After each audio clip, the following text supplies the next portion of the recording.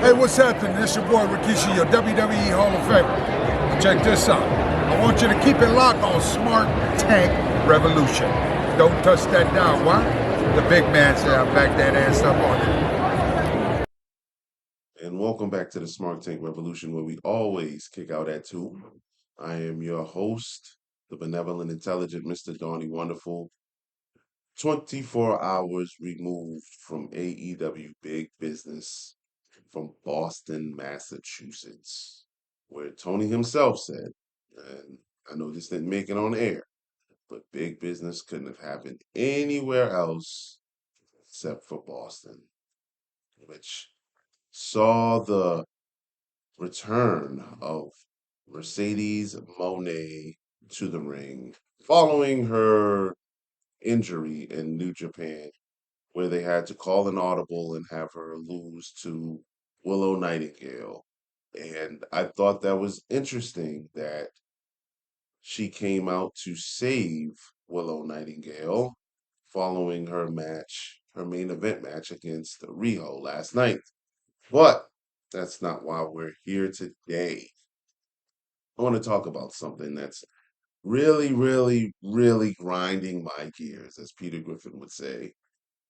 I don't know how to feel about the Wardlow defeat.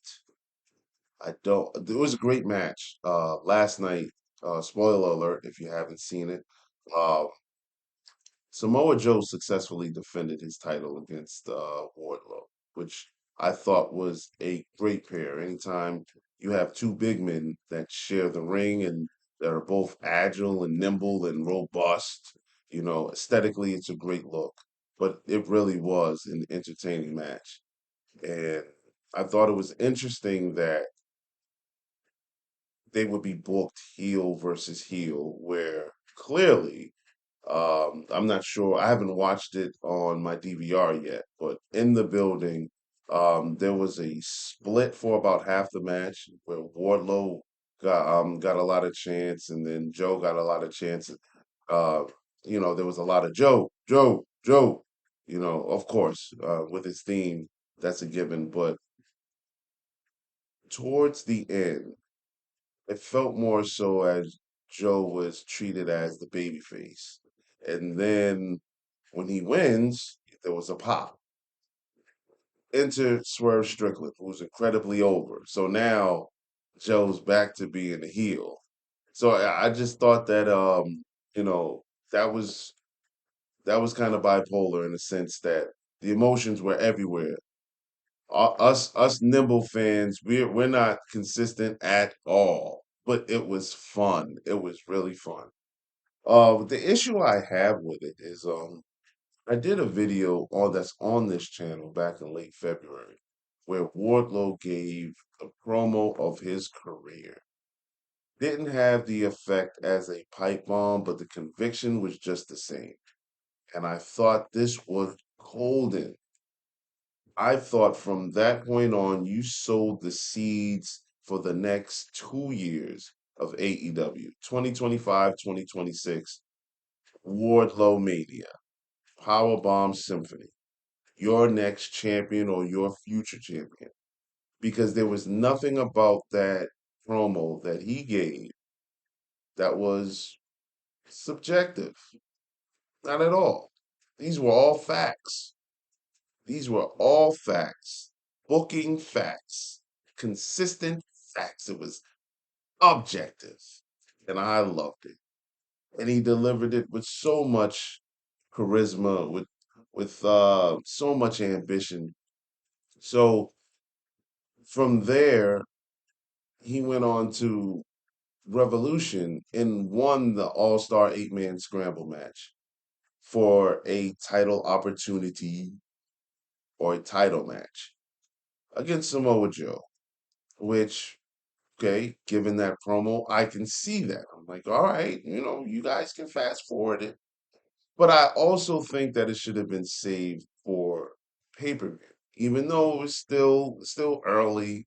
You know, well, Roy, when you win the Royal Rumble, you get a main event match at WrestleMania. So, they could have followed that WWE formula, in my opinion.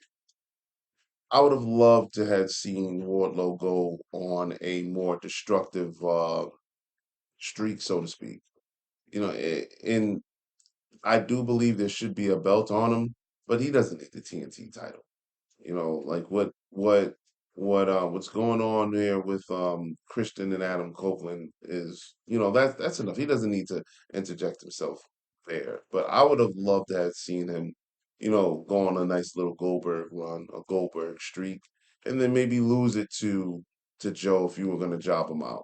But that in a matter of 10 days, he got his title shot. And like I said, I like the match. I just really, for some reason, and I'm a huge fan of Samoa Joe, I just didn't like seeing Wardlow lose clean. He got put to sleep. I hope they're not done with this. I hope that there's a way that he can come back with even more aggression and contest it and say, hey, you got me. This is wrestling. This is what we train for. You got me on a bad night. I'll never make that mistake again, and I want my rematch.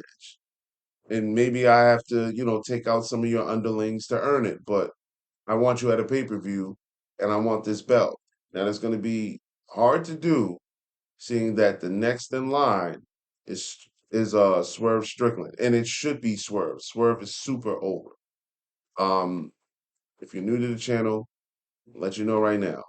I love long title reigns. Absolutely love them. I think that really boosts and amplifies the significance of any title.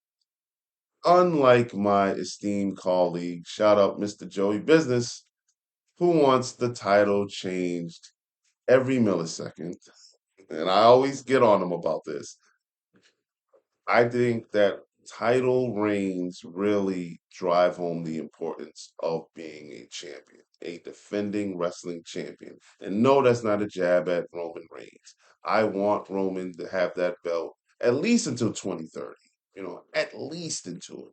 Or I would say have keep the belt on Roman until my first grandchild's born. I even had a child yet. I'm just saying. But nevertheless, let me reel myself back into this. All right, so yeah, I didn't want Joe to lose last night either, but I did think that that match was kind of early. I hope I get a chance to see it again. I hope we all get a chance to see it again. I think those two with 20 minutes can tear the house down. But I would like to actually see Swerve and Wardlow. Give me the classic baby face versus the heel, and give Wardlow another streak. Let him have his get back against Samoa Joe later when Joe's not the champion. And then like build up to AEW Revolution 2025, Swerve versus Wardlow. Something like that. Something along the lines. I think you strike while the iron's hot. And with guys like, MJF is eventually going to have to come back and be in the picture. Adam Cole is eventually going to heal and be back in the picture. Okada's here. You can get lost in the sauce, and that's why I was kind of weary and nervous when Wardlow lost last night. I hope that this is just a minor setback, and that we do get a chance to really see him really blossom into the megastar that we know that he is. Donnie Wonderful is a Wardlow fan, and I would love to see Wardlow with the big belt, championship belt. He's got the look already. You know, I think it's too early and too premature to call this a mistake, because had Wardlow won the title last night, I probably would have been flipping chairs over saying, wow, why would you kill Joe's momentum so soon? I just think that that match was too soon to have. And I hope that's fair. You guys let me know what you think.